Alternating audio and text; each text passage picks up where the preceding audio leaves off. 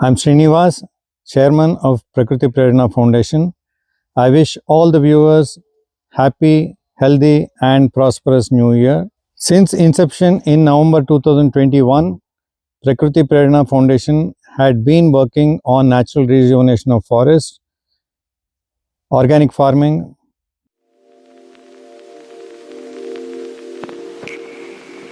green energy,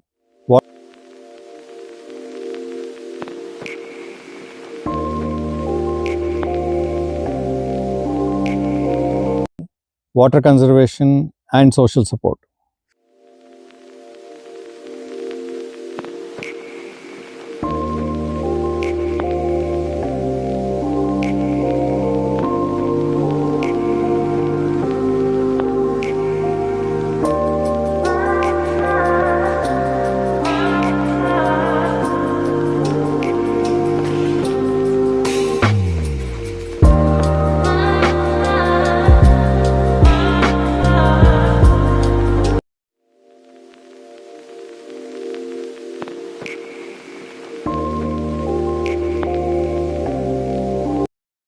Year 2024 had been quite interesting.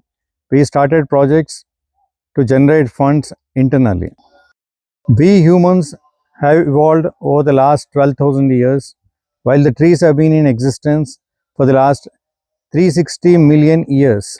As Peter Wolleben says in his book, The Hidden Life of Trees, the trees have absolutely amazing life cycles of life, death, and regeneration.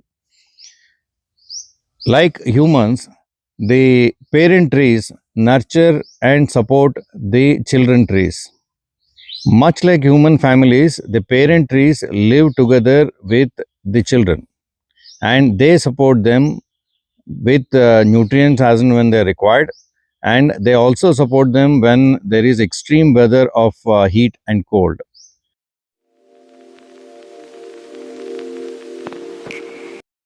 That you can see here has got developed absolutely in 3 years without our intervention. We do not give any nutrients or water to these plants, but you can see the biodiversity here that I can see from my close proximity. Here it is jamun tree. Next to it, it is a series of chironji. Then followed by this again a chironji, and behind me I can see the salt trees. I can also see the harra, baheda, kumbi, karkacha. Then there is also a massive tree of mahua, which was actually about to die when we came to this land 3 years ago. People have done something called girdling. Through the process of girdling, what they do is they cut the nutrients to the tree by cutting the bark around the tree. And after some time, the tree starts drying and the tree would die. So that kind of a tree we revived. And on the other side, you can see the other trees. Like you can see, there are two kasahi trees with along with another tree, and here it is chula and followed by neem, and that is another tendu. And you can see a series of small plants which are here. Some of them are mahua. So all these are growing together without any support. This is a happy and healthy ecosystem, and how we achieved it compared to outside is something that we would like to show. We do not burn the trees. Okay, most of the places to collect mahua, people burn the ground below. With that they are killing the microorganisms, and they cut down that all other trees barring mahua. Through that they are killing the fungal networks below. And there is also huge interference of toxic invasive plants like lantana, which continue to inject toxins into the soil, so that kills every other living things. Okay, we would like to show you how the lands look outside our premises. This area is just opposite our gate and doesn't belong to us. You can see that there is a lot of infestation of lantana. Okay, and this is a toxic invasive plant, and the only tree that you can see in this region is chula, which is extremely resistant to it. And there is another plant called fulchuya, which again comes up in completely degraded lands. And the reason is that even these trees have survived is purely because we have our CCTV cameras, and that's the reason why people have not been cutting. And so you imagine, in suppose that a kid or in a society, people are extremely addicted to substances. Okay, what happens? So these toxic substances, I mean, they do not let the children to focus or study or do anything. Okay, this is exactly what happens in the tree world or in the natural world too.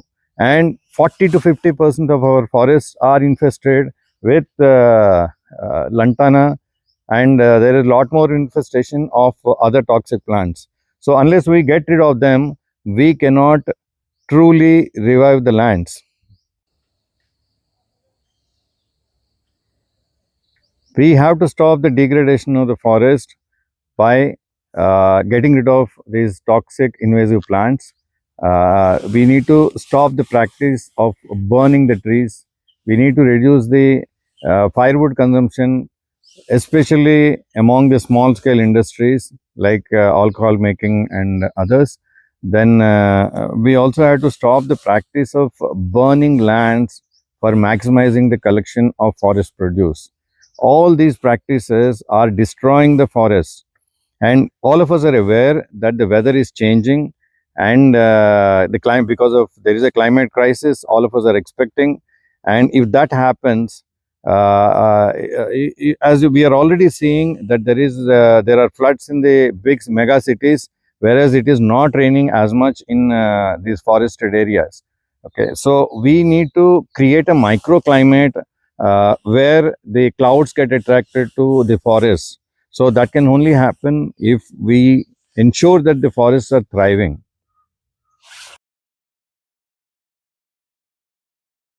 Year 2025 would be quite interesting, as we would be focusing more on natural rejuvenation of forests at a much deeper level, generation of internal resources, making soil using the leaf litter from our deciduous forests, and starting schools for educating both the children and the parents in both academics and on forestry.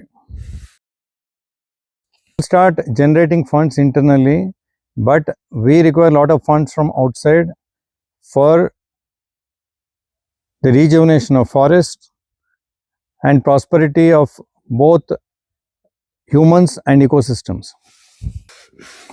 We need cooperation from all of you in all our ventures. Thank you very much, and have a great year 2025. Thank you.